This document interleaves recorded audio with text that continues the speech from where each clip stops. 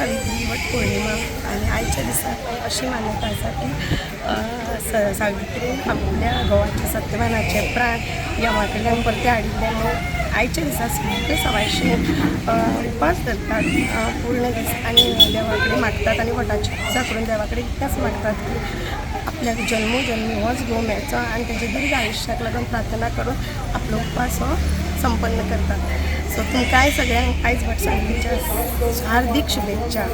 आज वटपौर्णिमा हांवें पुजा केली हांगा वडा कडेन येवन आनी आपल्या घोवाक 7वी जल्म मेळचो म्हाका म्हणून हांवें पुजा केली.